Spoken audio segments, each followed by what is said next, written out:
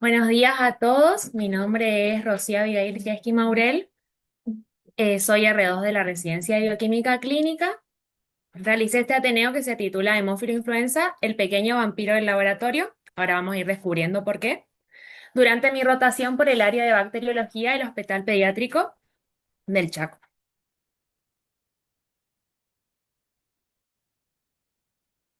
Los objetivos de este Ateneo son describir las características microbiológicas y taxonómicas del género Haemophilus, especialmente de la especie Haemophilus influenza. Identificar los factores de virulencia y los mecanismos patogénicos de las cepas, capsuladas y no capsuladas. Conocer el impacto de la vacunación contra el serotipo B. Identificar en qué muestras clínicas pediátricas se debe buscar hemófilos influenza. Reconocer los criterios de jerarquización de hemófilo influenza en muestras respiratorias. Y explicar los mecanismos de resistencia antimicrobiana y los métodos para su detección. Como les decía, dentro de la familia Pasteurelaceae está el género Haemophilus. Dentro de este género hay numerosas especies, algunas pertenecen a la microbiota normal y otras colonizan o infectan tanto a humanos como a animales. Dentro de los que generan enfermedades en los humanos tenemos principalmente a la especie Haemophilus influenza, que va a generar entre distintas patologías. Puse acá dos, pero vamos a ir viendo más adelante que produce más, pero bueno, dentro de las que produce están meningitis y neumonía. Después tenemos a Haemophilus influenza biogrupo Aegyptus, antes conocido como Haemophilus aegyptus, que produce la conjuntivitis epidémica y la fiebre purpúrica brasileña. Y otra de las especies que también van a producir enfermedades en los humanos es el Haemophilus ducreyi, que produce una ITS conocida como chancro blando o chancroide. Existen otras especies causantes de infecciones en el humano, como ser Haemophilus parainfluenza, Haemolyticus, Parahemolyticus, entre otros. En este Ateneo nosotros nos vamos a enfocar en Haemophilus influenza. Bueno, como características del género, decirles que son bacilos gram negativos. Se pueden observar como pequeños cocobacilos, como se los ven ahí en la imagen, hasta bacilos largos filamentosos, dependiendo de la especie de la que estemos hablando. Son inmóviles y anaerobios facultativos.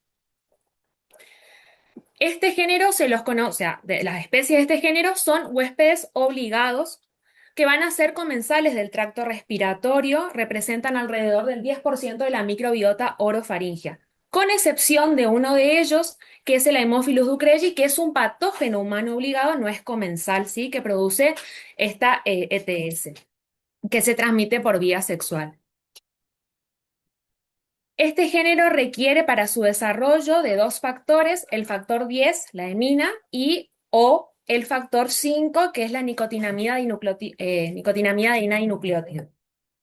que están presentes en la sangre. Y de ahí deviene su nombre, aemo de sangre y filus de amante. Y a su vez, este género va a fermentar los siguientes hidratos de carbono, que son glucosa, sacarosa, lactosa, manosa y silosa, con excepción de Haemophilus ducreyi. Bien, ¿dónde van a crecer estos microorganismos? Como dijimos, las especies de hemófilos requieren de uno o de los dos factores para su desarrollo. Ambos factores de crecimiento, tanto el factor 10 la hemina como el factor 5, están presentes en los glóbulos rojos, pero solo el factor 10 está directamente disponible en lo que conocemos como agar sangre. Para que el factor 5 esté disponible se requiere de un calentamiento, que es lo que hacemos en el agar chocolate. Nosotros mezclamos el agar la sangre y después lo sometemos a un calentamiento de aproximadamente 80 grados por unos minutos. De esa manera se libera el factor 5. Entonces, el agar chocolate me va a proveer de los dos factores de crecimiento. Entonces podrían crecer todas las especies, las que requieren uno o los dos. Mientras que el agar sangre como tal solamente me provee del factor 10. Pero existe una forma para proveer del otro factor, que es agregar una estría de Staphylococcus aureus. El Staphylococcus aureus tiene hemolicinas que justamente van a hemolizar el agar sangre y va a liberar este factor 5, y a su vez él lo produce como subproducto de su propio metabolismo a este factor 5. Entonces, lo que vamos a detectar es especies que requieren de los dos factores van a crecer alrededor de la estría estáfilo. Ya vamos a ver cómo se conoce este fenómeno. Las condiciones de incubación es una temperatura de 35 a 37 grados, salvo el Ducreci que crece mejor a 33. La atmósfera es de 5 a 10% de dióxido de carbono con humedad y el tiempo de 18 a 24 horas. La forma que tenemos nosotros de determinar especie es a través justamente de qué factor requieren para crecer, si uno o los dos. Entonces, por ejemplo, tenemos que Haemophilus influenza requiere de ambos factores de crecimiento. Para influencia requiere solo del factor 5 y no del factor 10. Ducreci requiere del factor 10 y no del factor 5. A su vez, como vimos, fermentan distintos hidratos de carbono y tenemos otras pruebas bioquímicas que también nos pueden ayudar a determinar especie. Bien, la determinación de los requerimientos de factores la realizamos en el laboratorio. Lo que se utilizan como reactivos son tiras o discos de papel de filtro que van a tener impregnado el factor, ya sea el factor 5, el factor 10 o ambos factores juntos. El medio de cultivo que vamos a utilizar para esta determinación tiene que ser un agar deficiente de factores. Puede ser en un agar triticasa soya o nosotros en el laboratorio, en el pediátrico, lo hicimos en un Müller-Hinton. Se hace un inóculo bacteriano, hacemos una suspensión bacteriana 0,5 de McFarland, inoculamos el medio de cultivo como si fuera un antibiograma y ponemos los discos. Esto lo vamos a incubar a 35 grados en atmósfera de 5% de dióxido durante 18 a 24 horas. Y luego lo que vamos a observar es el patrón de crecimiento, cómo se van a ubicar las colonias alrededor de estos discos o tiras. Entonces, ¿qué podemos ver, por ejemplo? Estos son tiras de papel, acá tenemos de 5 y 10, y estos son los discos de los factores. En este caso, por ejemplo, vemos que el microorganismo crece alrededor de toda la tira de papel del factor 5, entonces solamente requeriría de este factor, porque crece tanto en la intersección con el 10, pero también crece de este lado. Entonces, decimos que solo requiere de ese factor. Mientras que si miramos estos dos ejemplos, vemos que el microorganismo crece la tira o en el disco que tiene los dos factores, como es este y es este, 5 y 10, y en la intersección del factor 5 y el factor 10. Lo mismo acá en los discos, en la intersección del factor 5 y del factor 10. Por ende, podemos decir que ese microorganismo requiere de ambos factores para su crecimiento. Bueno, ahora sí nos vamos a entrar a nuestro patógeno del que vamos a hablar, que es Haemophilus influenza. Es un huésped humano estricto, solamente se conoce como huésped natural al hombre, no infecta ni coloniza animales. Representa alrededor del 10% de la microbiota bacteriana del tracto respiratorio superior de individuos sanos. Se transmite a través de las gotas de secreción respiratoria, de esa manera va a colonizar la nasofaringe. Al aumentar la edad disminuye su portación al tracto respiratorio superior. Esto depende porque, por ejemplo, en pacientes con EPOC puede estar persistentemente colonizados. En muestras clínicas se observa como cocobacilo gram negativo y como vimos anteriormente en la tablita requiere de ambos factores para su crecimiento. En el agar chocolate crece así como colonias grises, semiopacas y uniformes. Y bueno, en el agar sangre acá hay dos cosas. Este es un aspirado traqueal que nosotros tuvimos durante mi rotación en el servicio. Nosotros acá tenemos la estría de estáfilo y todas estas colonias puntiformes que solamente crecen, que crecen alrededor del Staphylococcus aureus serían el Haemophilus influenza. Después nosotros igual le hicimos los factores correspondientes. Eso es lo que se conoce como fenómeno de satelitismo, porque solo va a crecer alrededor de la estría de estáfilo. Como primera premisa, porque también vimos en este agar a nosotros nos creció un Streptococcus pneumoniae y si observan bien, también alrededor del Streptococcus pneumoniae nos creció el Haemophilus influenza, porque se vio que existen, digamos, otros microorganismos que también le pueden proveer de ese factor 5. Entonces lo pudimos ver ahí también alrededor de esas colonitas de Streptococcus pneumoniae. Bueno, en cuanto a la clasificación de este microorganismo, este se puede dividir en serotipos o biotipos. Los serotipos se van a basar en la presencia de una cápsula y cómo está compuesto antigénicamente ese polisacárido capsular. Así vamos a tener cepas capsuladas que van a expresar uno de 6 polisacáridos químicamente o antigénicamente diferentes que se van a nombrar desde la A hasta la F y que pueden ser tipificables con los antisueros específicos. Por eso se habla de cepas tipificables. Y de cepas no capsuladas o no tipificables que justamente carecen de cápsula. Esto se puede determinar a partir de una aglutinación en portaobjeto o por PCR. Las cepas capsuladas y no capsuladas son potencialmente patógenas para el humano, pero difieren en su virulencia y los mecanismos que tengan para producir las patologías. El Haemophilus influenzae serotipo B es el más virulento, sobre todo para niños menores de 2 años. En cuanto a los biotipos, estos existen 8, van a clasificar según 3 pruebas.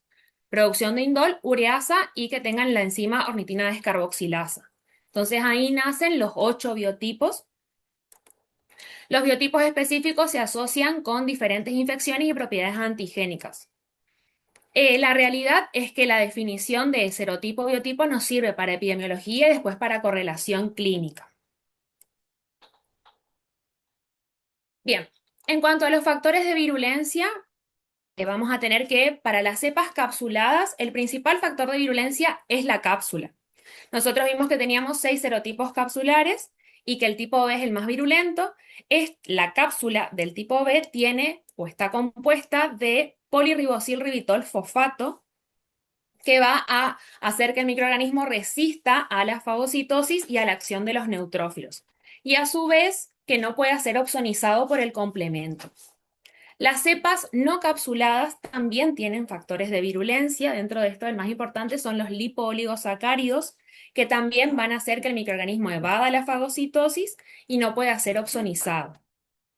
Ambos tienen una proteína D, que es una lipoproteína altamente conservada, que va a alterar la función ciliar de las células nasofaringias y está implicada en la patogénesis de otitis media. Tienen una IgA proteasa, que como dice su nombre, es una enzima que va a hidrolizar a la IgA, que es la inmunoglobulina de las mucosas, y también van a contar con piliofimbrias que le van a ayudar a adherirse a las células mucosas.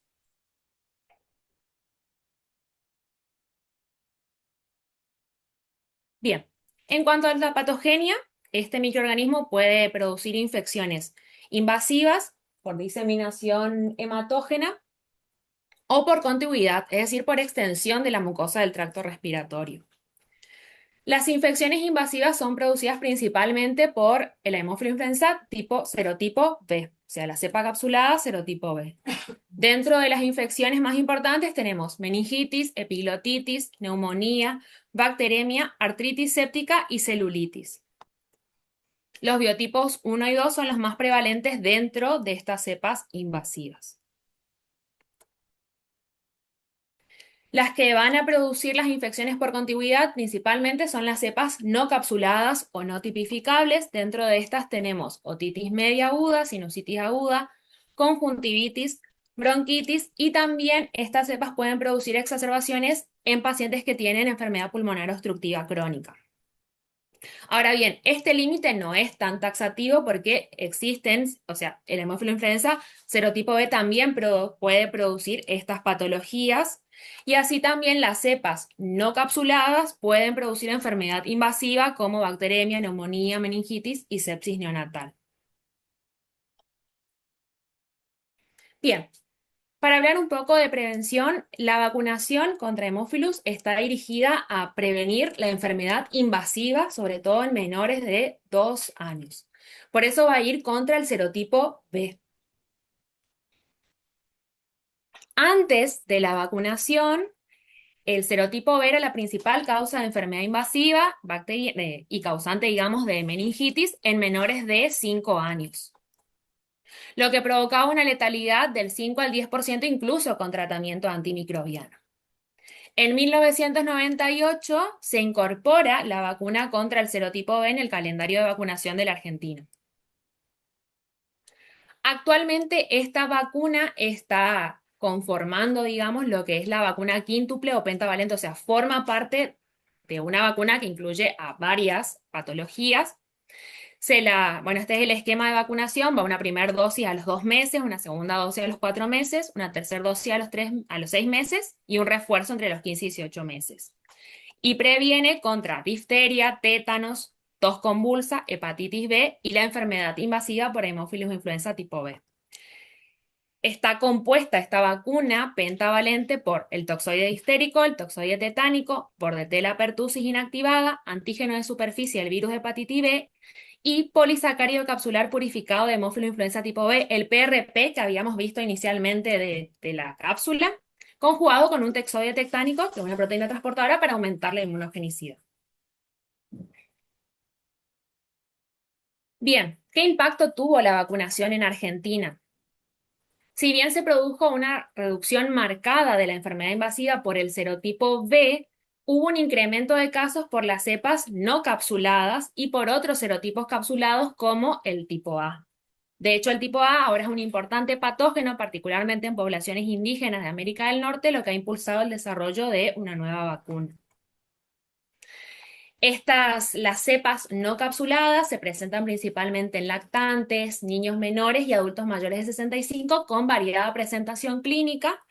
En neonatos va a producir meningitis, en lactantes y niños mayores, perdón, sepsis en neonatos, en lactantes y niños mayores, meningitis y neumonía en los adultos.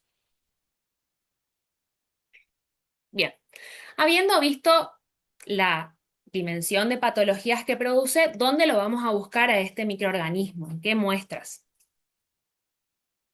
Bueno, los vamos a buscar en líquido cefalorraquídeo, muestras respiratorias como esputo, aspirado traqueal, lavado bronquialveolar, hemocultivos, líquidos de punción como líquido sinovial, pleural, pericárdico, aspirado de oído medio, hisopado conjuntival, tejido aspirado de partes blandas, urocultivo y exudado vaginal. Y acá voy a quiero resaltar algunas muestras que son importantes buscarlas en pediatría. Por ejemplo, estas dos últimas, exudado vaginal, urocultivo. Recordemos que en los niños puede existir una autoinoculación por ese traspaso de mano, nariz, genitales. Entonces es importante tenerlo presente en estas muestras. Con respecto al exudado vaginal, lo que encontré en este paper de vulvovaginitis en una población pediátrica, que dice lo siguiente: la vulvovaginitis específica se asocia a un agente etiológico particular, agrupado según su origen respiratorio. Y ahí tenemos a dos patógenos importantes, Haemophilus influenzae y Streptococcus pyogenes. Entérico, acá tenemos a principalmente Shigella, pero E. coli también, y de transmisión sexual. Con respecto al urocultivo, encontré este paper que habla de especies de Haemophilus como patógenos del tracto urinario. Acá nombra dos casos, uno que se presentó en una niñita de 4 años y otro en un hombre mayor de 60 años. Si bien ellos hablan al inicio de que es un hallazgo raro el encontrar, digamos, especies de Haemophilus en urocultivo, también dicen después que en general en los protocolos de donde nosotros sembramos el urocultivo no está un agar chocolate o un agar sangre con estría, entonces esto podría estar subestimado.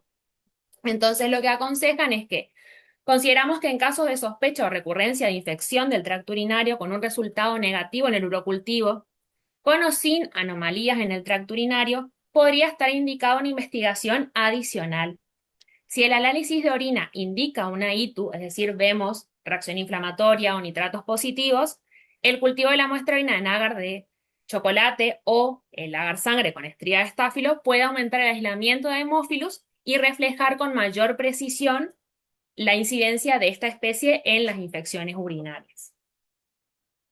Bien, otra muestra en la que también los vamos a buscar, principalmente en los chicos, es en el hisopado conjuntival, porque es productor de conjuntivitis.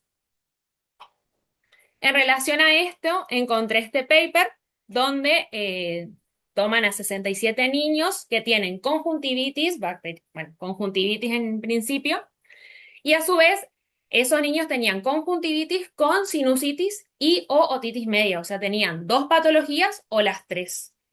Lo que vieron en principio es que Haemophilus influenza es el patógeno aislado con mayor frecuencia en la conjuntivitis bacteriana pediátrica.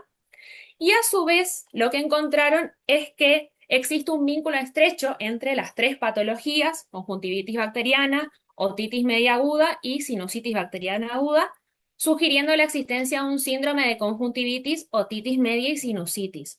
Y si pensamos, la asociación por un solo microorganismo es posible por la continuidad que tiene la mucosa respiratoria, en el tracto respiratorio superior. Y bueno, acá tengo una foto de una de mis instructoras que me proveyó. El hisopado conjuntival se siembra en C, se siembran alrededor de 8 a 10 C, y para decir que es positivo, bueno, nos tienen que dar 6 C con crecimiento, digamos. Entonces, lo que vemos acá es, por ejemplo, si nosotros analizamos esta C, vemos que hay un mayor crecimiento cerca de la estría de estáfilo y un menor crecimiento en las alejado, digamos, de la estría, pero también como que ocurrió en la anterior vez que vimos, digamos, el lavar sangre, existen otros microorganismos que pueden proveer eh, el factor 5, entonces vemos que el crecimiento también se da en otras zonas que no son las aledañas, digamos, a la estría de estáfilo. Por ejemplo, acá. Bueno. Bien. Ahora vamos a entrar en otras muestras que son las muestras respiratorias que representan otro desafío porque como dijimos, Haemophilus influenza representa alrededor del 10% de la microbiota bacteriana del tracto respiratorio superior, o sea, es un colonizante que puede estar y que lo podemos aislar. Entonces, ¿qué hacemos en ese tipo de muestras?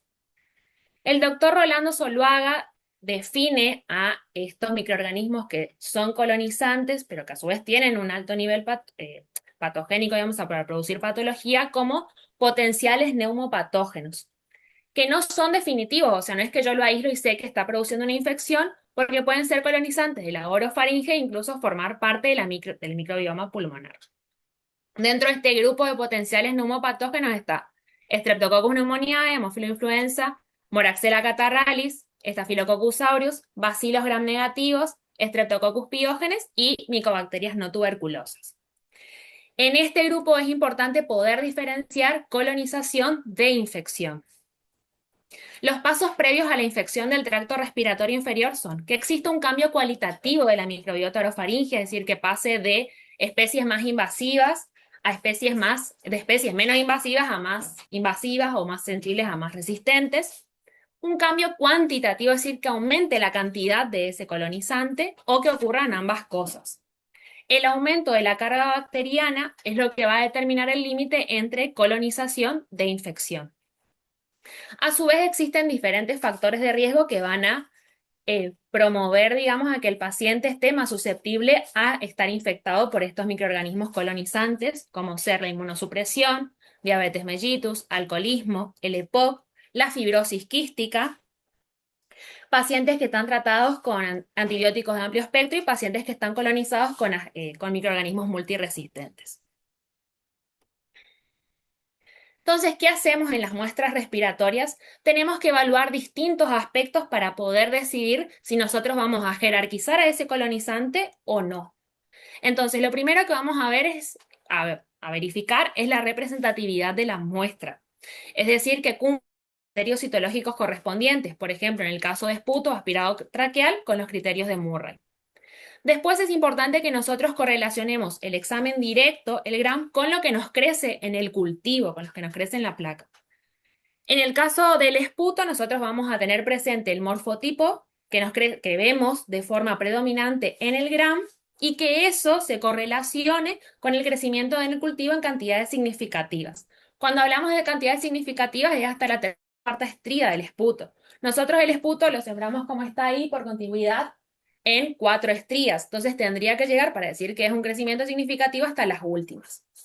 En el caso de los cultivos cuantitativos, como son por ejemplo el aspirado traqueal o el lavado bronquialveolar, es importante que el microorganismo llegue al recuento estipulado, como es para el aspirado traqueal 10 a la 6 unidades formadoras de colonias por mililitro, o para el lavado bronquialveolar 10 a la 4 unidades formadoras de colonias por mililitro, para decir que vamos a jerarquizarlo o no.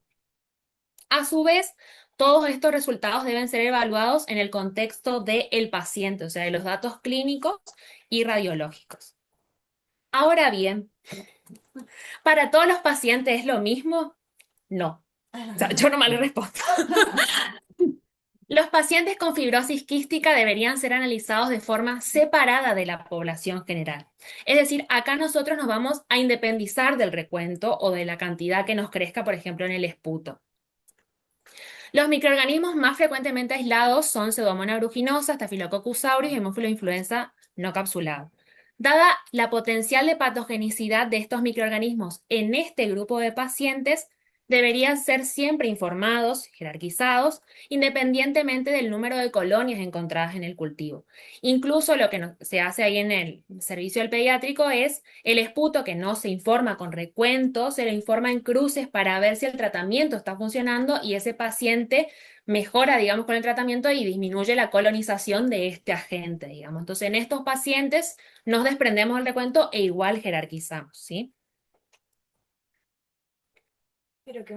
Vamos a ver ahora los mecanismos de resistencia que tiene este microorganismo. Tenemos resistencias históricas difundidas ampliamente en todo el mundo, que son a los beta-lactámicos por beta-lactamasas, a cloranfenicol, a tetraciclina y a trimetoprima sulfametoxazol. Y resistencias más emergentes, como ser la beta-lactámicos por beta-lactamasa negativa, ampicilina resistente, beta-lactamasa positiva, amoxiclaulánico resistente, sensibilidad disminuida a fluorquinolonas y resistencia a citromicina. Vamos a ir viendo cada uno. Entonces, la resistencia a beta-lactámicos puede darse por tres mecanismos. Por beta-lactamasa, a partir de beta-lactamasas de tipo TEM1, que son las principales, y en menor medida puede ser RO1, que son serino-beta-lactamasas plasmídicas de clase A de Ambler, inhibibles por ácido clavulánico. Sería semejante a lo que conocemos como una beta-lactamasa de espectro ampliado en enterobacterias. Va a generar una resistencia a penicilina y aminopenicilinas, quedando sensible las cefalosporinas, carbapenemes y los beta-lactámicos más inhibidor. Este es el principal mecanismo de resistencia de Haemophilus hacia los beta-lactámicos. Después tenemos las beta-lactamasas negativas, ampicilina resistente. La PDP3 es codificada por este gen FTSL. Entonces, mutaciones de este gen van a causar una afinidad reducida de la PBP3A y la PBP3B hacia los beta-lactámicos. Eso va a generar una resistencia a ampicilina, a los beta-lactámicos más inhibidor y va a llegar hasta las cefalosporinas de primera y segunda generación. Y después tenemos un tercer mecanismo que es beta-lactamasa positiva, amoxiclaulánico resistente, en donde se combinan los dos, o sea, tiene una mutación en el gen que codifica las PBP3 y una beta-lactamasa, por ejemplo, una TEM1. Es un fenotipo muy poco frecuente y en este caso deberíamos informar como una beta-lactamasa negativa ampicilina resistente, ¿sí? O sea, los beta-lactámicos más inhibidor resistentes y también estos, y las cefalosporinas hasta segunda, digamos, resistentes. Hasta el momento no se informó la presencia de beta-lactamasas de espectro extendido en Haemophilus influenza. Con respecto a los mecanismos de resistencia de cloranfenicol, el fundamento de esto es que es una producción mediada por plásmidos. O sea, en los plásmidos la bacteria adquiere el plásmido que tiene este gen, que es el gen CAT, que va a codificar esta enzima, la cloranfenicol acetiltransferasa. Bueno, esta va a acetilar al cloranfenicol y va a impedir que éste se una a su sitio activo. Existe un mecanismo alternativo que es por la producción de una barrera de permeabilidad por pérdida de una proteína de la membrana externa, generando entonces resistencia a el cloranfenicol. Después tenemos el mecanismo de resistencia de las tetraciclinas, que es codificado por el gen TET-B. También este gen va a estar en plásmidos y este gen codifica una proteína de flujo que va a expulsar a la tetraciclina de la célula. Si recordamos entonces, tanto el gen de las tetraciclinas como el gen del cloranfenicol, como el gen que codifica las beta-lactamasas están en plásmidos. Es común que estos plásmidos conjugativos frecuentemente coporten los tres genes y nosotros veamos las tres resistencias. O sea, por ejemplo, a ampicilina, a cloranfenicol y a tetraciclina, simultáneamente. En relación a el mecanismo de resistencia a las fluorquinolonas, este se debe a mutaciones en la región QRDR de la ADN girasa y de la topoisomerasa 4. Ambas son enzimas sitio blanco de este antibiótico, estos antibióticos. Esto va a generar una resistencia, en realidad una sensibilidad disminuida a las fluorquinolonas. Este mecanismo es emergente y bueno, acá quise recordar nomás de que en pediatría no está recomendado el uso de las quinolonas. En relación a los macrólidos, digamos, Haemophilus influenza tiene una resistencia intrínseca a los macrólidos, lincosamidas, estreptograminas del grupo B y cetólidos dada por una bomba de flujo, pero a su vez puede adquirir resistencias a los macrólidos y ampliar, digamos, el espectro hasta acitromicina. Esto se puede deber a mutaciones en los genes de las proteínas ribosomales, L4, L22 y el ARN ribosomal, que son el sitio blanco, digamos, de los macrólidos, y también a un mecanismo de protección ribosomal por estos genes o adquirir otra bomba de flujo. En relación al mecanismo de resistencia de trimetoprima sulfametoxazol, la trimetoprima lo que va a hacer es se va a unir a esta enzima dihidrofolato reductasa y de esa manera va a inhibir la síntesis de folato. De tal manera que genes alterados presentes en plasmidotransposones que codifican una enzima con menor afinidad a trimetoprima va a inhibir este mecanismo, entonces nos va a dar resistencia a este antibiótico. Bueno, habiendo visto todo eso, ¿qué vamos a probar en el antibiograma? O sea, lo primero que me gustaría aclarar es que nosotros este microorganismo es un microorganismo nutricionalmente exigente, o sea, necesita de 2 factores sí o sí para crecer. Entonces, no lo puedo hacer desarrollar en un agar Müller Hinton común. Voy a usar otro medio que se conoce como medio HTM, Haemophilus test medium, que tiene, aparte de lo que tiene un agar Müller Hinton, extracto de levadura y los 2 factores que necesito, 5 y 10. Voy a hacer una suspensión equivalente a 0,5 de McFarland. Lo voy a incubar a una temperatura de 35 grados con una atmósfera de 5% de dióxido en un tiempo de 16 a 18 horas. ¿Qué antibióticos probamos? Ampicilina, cloranfenicol, acitromicina, cefaclor, trimetoprima sulfametoxazol, ampicilina sulbactam, ácido nalidíxico y cefuroxima. Ampicilina es la que nos va a evidenciar la susceptibilidad a los beta-lactámicos. Ácido nalidíxico no lo informo, pero sí nos va a hablar de esta sensibilidad disminuida a la fluorquinolona. Es decir, si a mí me da resistente, yo tengo que probar ciprofloxacina. Y si bien o sea, si nos da ampicilina y cefaclor y cefuroxima resistente, se prueba cefotaxima, que es muy inusual, digamos, su resistencia. Bien, ¿qué hacemos si no tenemos HTM? Que es la realidad de muchos laboratorios en Argentina que no tienen este medio donde se puedan probar esa variedad de antibióticos y de esa manera poder evidenciar los mecanismos que acabamos de ver. Esto contempla el protocolo HUNET y dice que en estos laboratorios que no tienen este medio, se puede realizar una prueba que detecte beta-lactamasas. Antes se hacía por métodos microbiológicos, hoy lo que se usa es la prueba de nitrocefina para la detección de beta-lactamasa. La nitrocefina es una cefalosporina cromogénica que va a cambiar de color, o sea, cuando el anillo beta-lactámico se hidrolice por esta beta-lactamasa que tiene el microorganismo, cambia de color.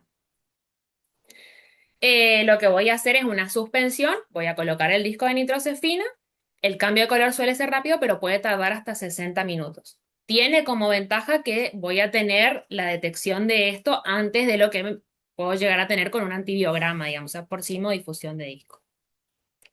Se puede usar en Haemophilus influenza, Moraxella catarrhalis, Neisseria gonorrea, Neisseria meningitis y Enterococcus faecalis. Entonces, ¿cómo interpretamos esto? Si nos da positivo, nosotros decimos que es resistente a los beta-lactámicos, o sea, resistente a aminopenicilinas y penicilinas, y podemos, por un mecanismo de beta-lactamasa, informar los beta-lactámicos con inhibidor, por ejemplo, amoxiclavulánico o ampicilina sulbactam. Si nos da negativo, nosotros informaríamos como opción las penicilinas y las aminopenicilinas, pero nos estamos perdiendo de los otros mecanismos que afectan también a los beta-lactámicos. Por eso dice probablemente susceptible, aunque no asegura totalmente la susceptibilidad, porque no detecta los aislados, por ejemplo, de beta-lactamasa negativa ampicilina resistente. Bueno, llegamos al fin. Como conclusión es decirles que Haemophilus influenza es un bacilo gram negativo anaerobio facultativo huésped humano estricto con requerimiento de factores 5 y 10 para su desarrollo in vitro. Su correcta identificación en el laboratorio depende del conocimiento de sus características nutricionales, morfológicas y bioquímicas. La incorporación de la vacuna contra el serotipo B al calendario en el año 1998 transformó el perfil epidemiológico de la enfermedad invasiva en Argentina. Sin embargo, el éxito vacunal frente al serotipo B generó un escenario nuevo con emergencia de cepas no capsuladas y serotipos no B como la serotipo A, que representa un desafío diagnóstico y terapéutico actual. En pediatría, la búsqueda de este microorganismo debe extenderse más allá de las muestras habituales del adulto, considerando hisopado conjuntival, urocultivo y el exudado vaginal en niñas. Y en muestras respiratorias, la diferenciación de colonización e infección sigue siendo un desafío hasta hoy día para el bioquímico. La producción de beta-lactamasa sigue siendo el principal mecanismo de resistencia, pero la resistencia mediada por alteración de PBP representa un desafío creciente, no detectado por la prueba de nitrocefina, por lo tanto el HTM es indispensable para un antibiograma confiable. Incluso puede estar subestimado, digamos, porque en todos esos laboratorios que no tienen, siguen detectando o sea, solamente hacen una prueba de beta-lactamasa y no sabemos si esta frecuencia es real o no, digamos. Bueno, estas son las fuentes de información. Muchas gracias por su atención.